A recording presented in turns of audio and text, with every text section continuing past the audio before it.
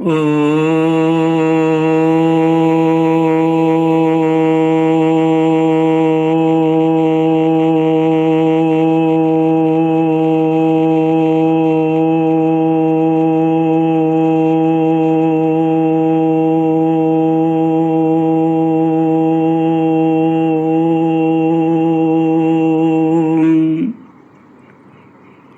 गुरुचरण कमलेभ्यो नमः।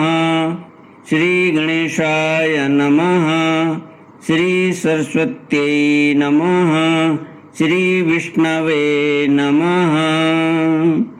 श्री कृष्ण गोविंद हरि मुरारी, हे नाथ नारायण वासुदेव।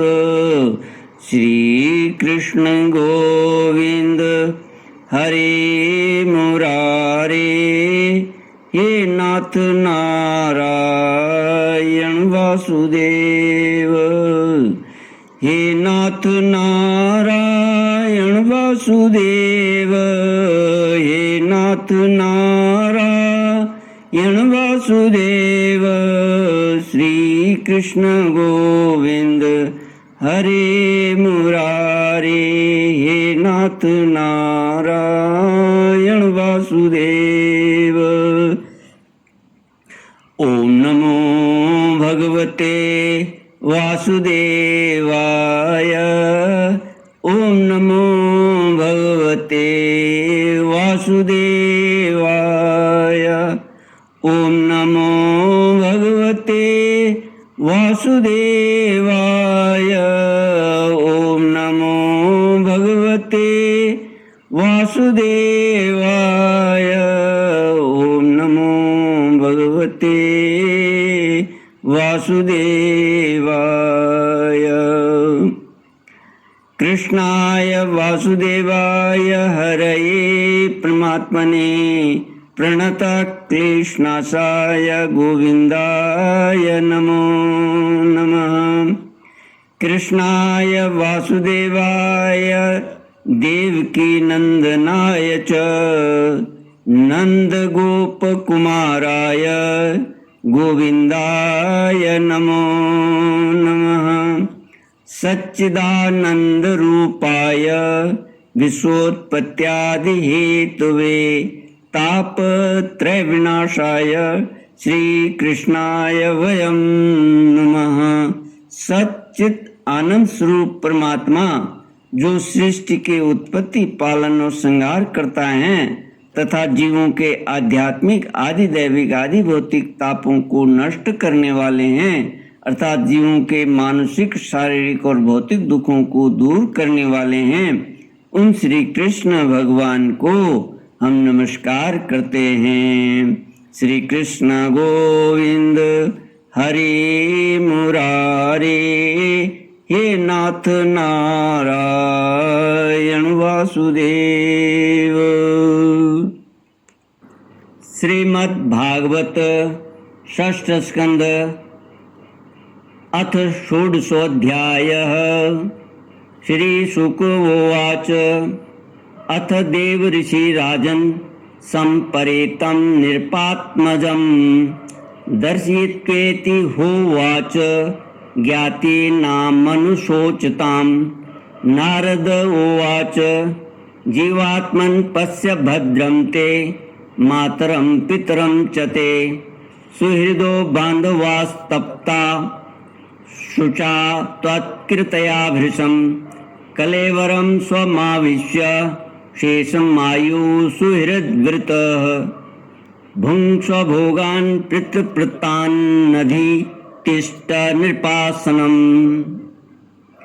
श्रीमद् भागवत छठा स्कंद 16वां अध्याय चित्रकेतु का वैराग्य तथा संकर्षण देव के दर्शन। श्री सुखदेव जी कहते हैं, परीक्षित, तदनंतर देव ऋषि नारद ने मृत राजकुमार की जीवात्मा को शोकाकुल स्वजनों के सामने प्रत्यक्ष बुलाकर कहा। देव ऋषि नारद ने कहा, जीवात्मन, तुम्हारा कल्याण हो। देखो, तुम्हारे माता पिता सुहृद संबंधी तुम्हारे वियोग से अत्यंत शोकाकुल हो रहे हैं, इसलिए तुम अपने शरीर में आ जाओ और शेष आयु अपने सगे संबंधियों के साथ ही रहकर व्यतीत करो। अपने पिता के दिए हुए भोगों को भोगो और राज सिंहासन पर बैठो। जीवात्मा ने कहा, देवऋषि, मैं अपने कर्मों के अनुसार देवता, मनुष्य, पशु, पक्षी आदि योनियों में न जाने कितने जन्मों से भटक रहा हूँ। उनमें से ये लोग किस जन्म में मेरे माता पिता हुए, विभिन्न जन्मों में सभी एक दूसरे के भाई, बंधु, नाती, गोती, शत्रु, मित्र, मध्यस्थ, उदासीन और द्वेषी होते रहते हैं। जैसे सुवर्ण आदि क्रय विक्रय की वस्तुएं एक व्यापारी से दूसरे के पास आती रहती हैं, वैसे ही जीव भी भिन्न भिन्न योनियों में उत्पन्न होता रहता है। इस प्रकार विचार करने से पता लगता है कि मनुष्यों की अपेक्षा अधिक दिन ठहरने वाले सुवर्ण आदि पदार्थों का संबंध भी मनुष्यों के साथ स्थायी नहीं, क्षणिक ही होता है। और जब तक जिसका जिस वस्तु से संबंध रहता है, तभी तक उसकी उस वस्तु से ममता भी रहती है। जीव नित्य और अहंकार रहित है। वह गर्भ में आकर जब तक जिस शरीर में रहता है, तभी तक उस शरीर को अपना समझता है।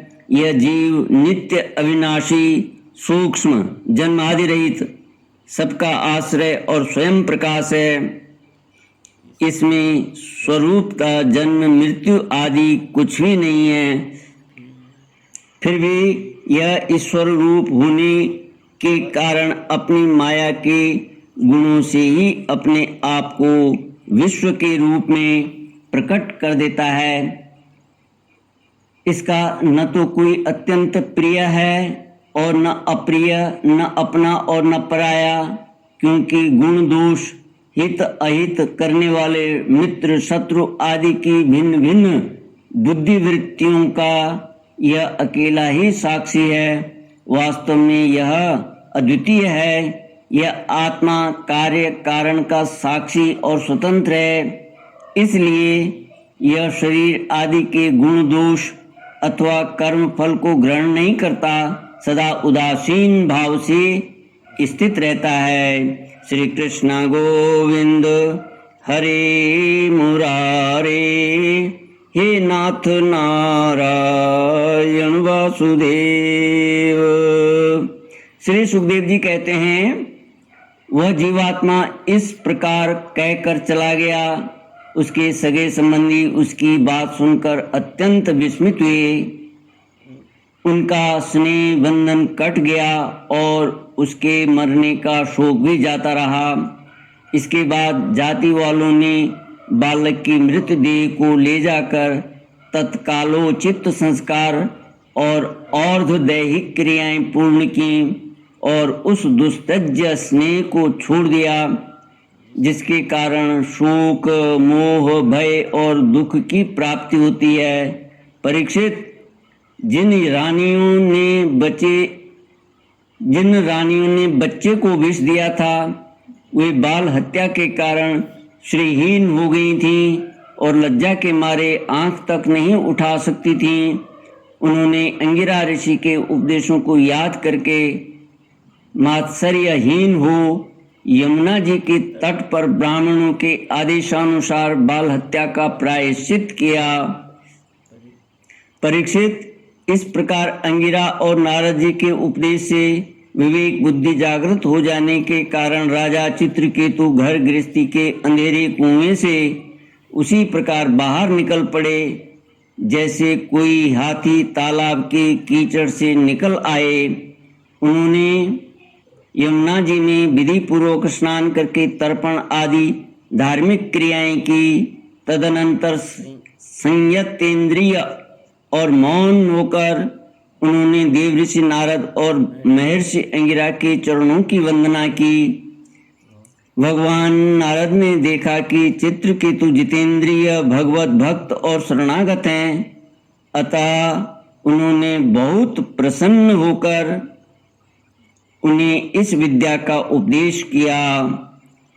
देवऋषि नारद ने यूं उपदेश किया, ओंकार स्वरूप भगवान, ओंकार स्वरूप भगवान आप वासुदेव, प्रद्युम्न, अनिरुद्ध और संकर्षण के रूप में क्रमशः चित्त, बुद्धि, मन और अहंकार के अधिष्ठाता हैं। मैं आपके इस चतुर्व्यूह रूप का बार बार नमस्कार पूर्वक ध्यान करता हूँ। आप विशुद्ध विज्ञान स्वरूप हैं। आपकी मूर्ति परमानंदमयी है। आप अपने स्वरूप भूत आनंद में ही मग्न और परम शांत हैं। द्वैत दृष्टि आपको छू तक नहीं सकती। मैं आपको नमस्कार करता हूँ। ओ प्रिय है।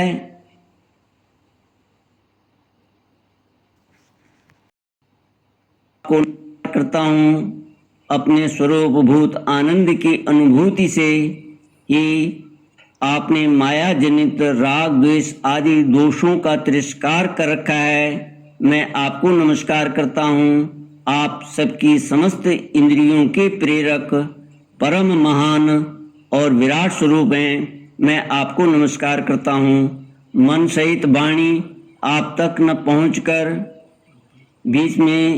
बीच से ही लौट आती हैं। उसके उपरत हो जाने पर जो अद्वितीय नाम रूप रहित चेतन मात्र और कार्य कारण से परे की वस्तु रह जाती है, वह हमारी रक्षा करे। यह कार्य कारण रूप जगत जिनसे उत्पन्न होता है, जिनमें स्थित है और जिनमें लीन होता है, तथा जो मिट्टी की वस्तुओं में व्याप्त मृत्तिका के समान सब में ओतप्रोत है, उन पर ब्रह्म स्वरूप आपको मैं नमस्कार करता हूँ। यद्यपि आप आकाश के समान बाहर भीतर एक रस व्याप्त हैं, तथापि आपको मन, बुद्धि और ज्ञानेंद्रियां अपनी ज्ञान शक्ति से नहीं जान सकती और प्राण तथा कर्मेंद्रियां अपनी क्रिया रूप शक्ति से स्पर्श भी नहीं कर सकती। मैं आपको नमस्कार करता हूँ। शरीर, इंद्रिय, प्राण, मन और बुद्धि जागृत तथा स्वप्न अवस्थाओं में आपके चैतन्यांश से युक्त होकर ही अपना अपना काम करते हैं, तथा सुषुप्ति और मूर्छा की अवस्थाओं में आपके चैतन्यांश से युक्त न होने के कारण अपना अपना काम करने में असमर्थ हो जाते हैं। ठीक वैसे ही जैसे लोहा अग्नि से तप्त होने पर जला सकता है, अन्यथा नहीं। जिसे दृष्टा कहते हैं वह भी आपका ही एक नाम है। जागृत आदि अवस्थाओं में आप उसे स्वीकार कर लेते हैं। वास्तव में आपसे पृथक उनका कोई अस्तित्व नहीं है। ओंकार स्वरूप महाप्रभावशाली महाविभूतिपति भगवान महापुरुष को नमस्कार है। श्रेष्ठ भक्तों का समुदाय अपने कर कमलों की कलियों से आपके युगल चरण कमलों की सेवा में संलग्न रहता है। प्रभु, आप ही सर्वश्रेष्ठ हैं। मैं आपको बार बार नमस्कार करता हूँ। श्री सुखदेव जी कहते हैं, परीक्षित, देव ऋषि नारद अपने शरणागत भक्त चित्रकेतु को इस विद्या का उपदेश करके महर्षि अंगिरा के साथ ब्रह्मलोक को चले गए। राजा चित्रकेतु ने देव ऋषि नारद के द्वारा उपदिष्ट विद्या का उनके आज्ञानुसार 7 दिन तक केवल जल पीकर बड़ी एकाग्रता के साथ अनुष्ठान किया। तदनंतर उस विद्या के अनुष्ठान से 7 रात के पश्चात राजा चित्रकेतु को विद्याधरों का अखंड आधिपत्य प्राप्त हुआ। इसके बाद कुछ ही दिनों में इस विद्या के प्रभाव से उनका मन और भी शुद्ध हो गया। अब वे देवाधिदेव भगवान शेष जी के चरणों के समीप पहुंच गए। उन्होंने देखा कि भगवान शेष जी सिद्धेश्वरों के मंडल में विराजमान हैं। उनका शरीर कमल नाल के समान गौर वर्ण है। उस पर नीले रंग का वस्त्र फहरा रहा है। सिर पर किरीट, बाहों में बाजूबंद, कमर में करधनी और कलाई में कंगन आदि आभूषण चमक रहे हैं। नेत्र रत्नारे हैं और मुख पर प्रसन्नता छा रही है। भगवान शेष का दर्शन करते ही राजऋषि चित्रकेतु के सारे पाप नष्ट हो गए। उनका अंतःकरण स्वच्छ और निर्मल हो गया। हृदय में भक्ति भाव की बाढ़ आ गई। नेत्रों में प्रेम के आंसू छलक आए। शरीर का एक एक रोम खिल उठा। उन्होंने ऐसी ही स्थिति में आदि पुरुष भगवान शेष को नमस्कार किया। उनके नेत्रों से प्रेम के आंसू टप टप गिरते जा रहे थे। इससे भगवान शेष के चरण रखने की चौकी भीग गई। प्रेमोद्रेक के कारण उनके मुंह से एक अक्षर भी न निकल सका। वे बहुत देर तक शेष भगवान की कुछ भी स्तुति न कर सके। थोड़ी देर बाद उन्हें बोलने की कुछ शक्ति प्राप्त हुई।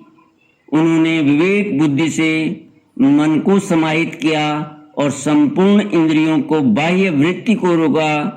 संपूर्ण इंद्रियों की बाह्य वृत्ति को रोका। फिर उन जगत गुरु की जिनके स्वरूप का 5 रात्र आदि भक्ति शास्त्रों में वर्णन किया है, इस प्रकार स्तुति की। श्री कृष्ण गोविंद हरे मुरारे, हे नाथ नारायण वासुदेव। ओम पूर्णमद पूर्णमिदं पूर्णात् पूर्णमुदच्यते पूर्णस्य पूर्णमादाय पूर्णमेवावशिष्यते। ओम शांति शांति शांति। हरि ओम। श्री गुरुभ्यो नमः। हरि